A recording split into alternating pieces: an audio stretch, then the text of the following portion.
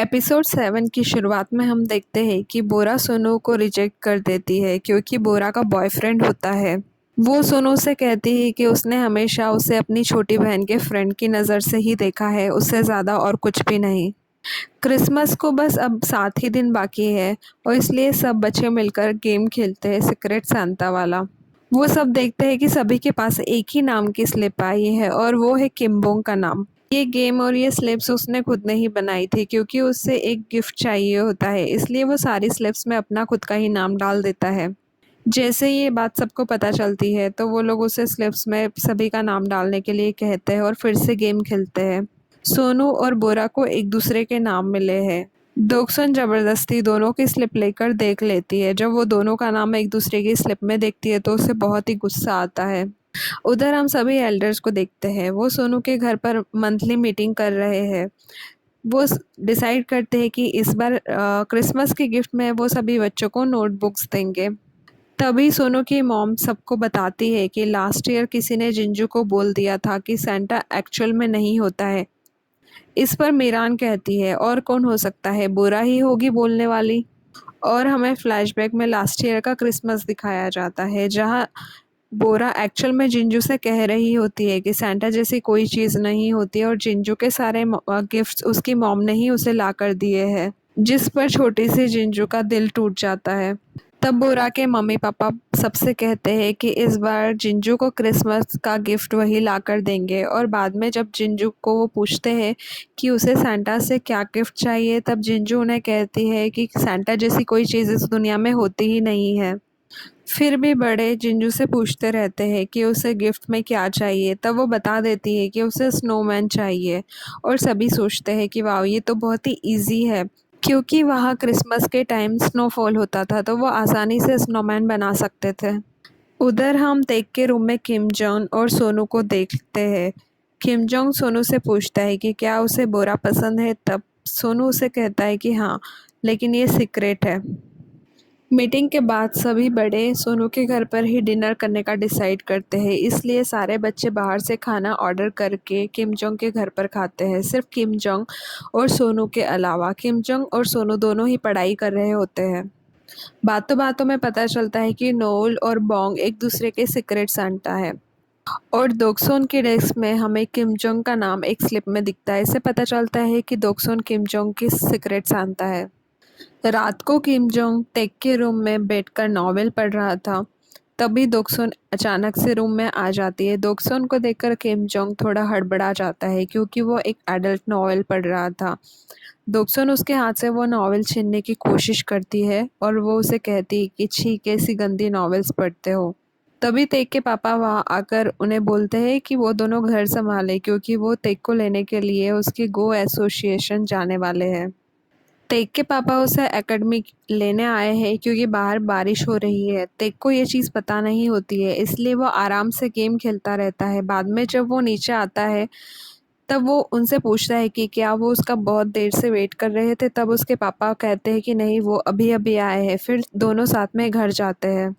तो एक अपने पापा को बताता है कि उसका मैच क्रिसमस ईव को ही है और उसी दिन उसके पापा का बर्थडे भी है, बट वो लेट आएगा, इसके लिए वो पहले ही माफ़ी मांगता है। उसके पापा उसे कहते हैं कि कोई बात नहीं और वो उसे अपना ध्यान रखने के लिए कहते हैं। तेक के क्लब वाले उसके पापा का इंटरव्यू करने वाले हैं। तेक अपने पापा से कहता है कि अगर उन्हें किसी भी प्रकार की कोई भी परेशानी हो तो वो उसे बता दे, ताकि तेक पहले ही इंटरव्यूअर से बात करके रखे। तब तेक के पापा कहते हैं कि उन्हें कोई परेशानी नहीं है। दूसरे दिन उनका इंटरव्यू होता है। वो बहुत ही शॉर्ट और अजीब से आंसर्स देते हैं। तेक घर पर नहीं है, वो मैच खेलने के लिए बाहर गया हुआ होता है। इधर बेसमेंट में सब टीवी देख रहे होते हैं कि तभी तेक का कॉल आता है दोक्सोन के लिए। और टीवी की आवाज़ की वजह से दोक्सोन और तेक का मिसकम्युनिकेशन हो जाता है। तेक दोक्सोन से अपने पापा के बर्थडे गिफ्ट की बात करता है, बट दोक्सोन को ऐसा लगता है कि वो उसका सीक्रेट सांता है और वो दोक्सोन से पूछ रहा है कि उसे गिफ्ट में क्या चाहिए। तब दोक्सोन उसे पिंक ग्लव्स लाने को कहती है। उधर इंटरव्यूअर को आंसर करते टाइम तेक के पापा को ऐसा लगता है कि यार, उन्हें तो अपने बेटे के बारे में ज़्यादा कुछ पता ही नहीं है। बहुत से क्वेश्चंस तो ऐसे होते हैं जिनका जवाब एक माँ ही दे सकती है, इसलिए देख के पापा को बहुत बुरा लगता है और इसी गम में डूबकर वो अकेले ड्रिंक करते हैं। तभी सुनू की मॉम उनके यहाँ कुछ खाना लेकर आती है। वो उनसे कहते हैं कि तेक के लिए उन्हें बुरा लग रहा है। रात बहुत ज़्यादा हो जाती है, इसलिए सोनू अपने स्टडी रूम से घर आ रहा होता है कि तभी वो देखता है कि बोरा घर जाने के लिए स्ट्रगल कर रही है क्योंकि बारिश हो रही है और बोरा को बारिश में भीगना बिल्कुल भी पसंद नहीं होता। इसलिए सोनू उसे अपना छाता देकर वहाँ से निकल जाता है। अगले दिन हम किम जोंग को दोक्सोन का वेट करते हुए देखते हैं ताकि वो साथ में स्कूल जा सके, बट वो दोक्सोन के सामने ऐसा कुछ भी शो नहीं होने देता।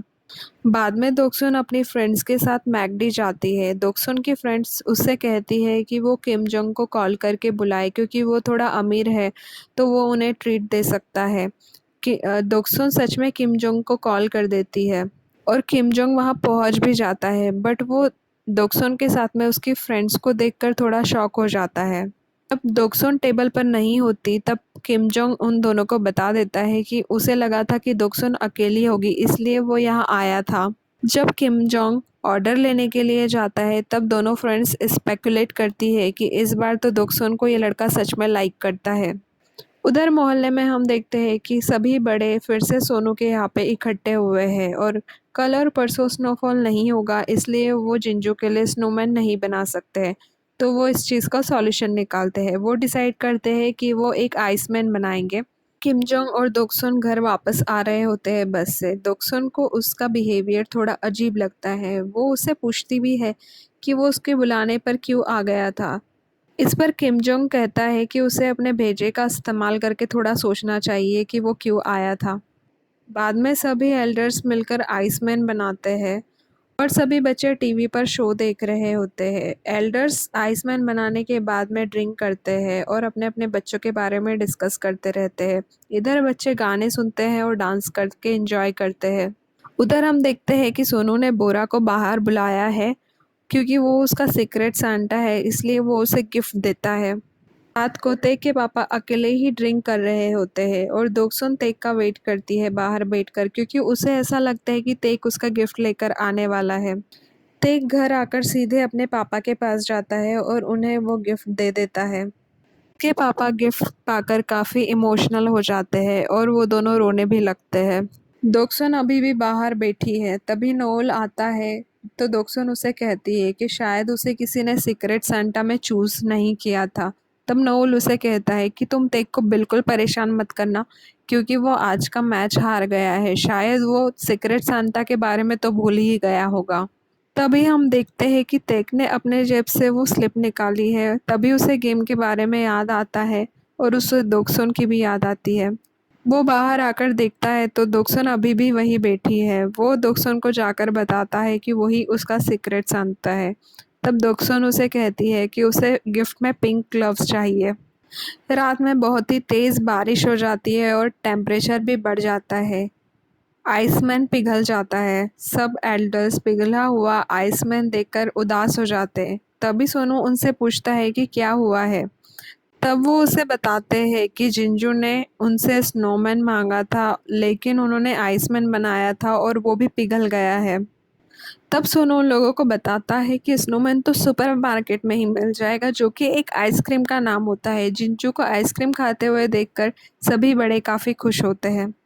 बाद में हम देखते हैं कि नोल दोक्सुन को एक गिफ्ट बॉक्स लाकर देता है जिसमें पिंक ग्लव्स होते हैं। दोक्सुन को लगता है कि ये गिफ्ट टेक ने दिया है, बट नोल बताता है कि ये गिफ्ट तो किम जोंग ने दिया है। उधर हम तेक को एकेडमी में गो की प्रैक्टिस करते हुए देखते हैं। तभी इंटरव्यूअर उसे एक टैब भिजवाते हैं जिसमें तेक के पापा का इंटरव्यू होता है, जिसमें उसके पापा उसको आई लव यू बोल रहे होते हैं। इस इंटरव्यू को देखकर तेक बहुत इमोशनल हो जाता है और इसी के साथ हमारा 7th एपिसोड भी यही ख़त्म हो जाता है। Thank you for watching. Please like share and subscribe to my channel.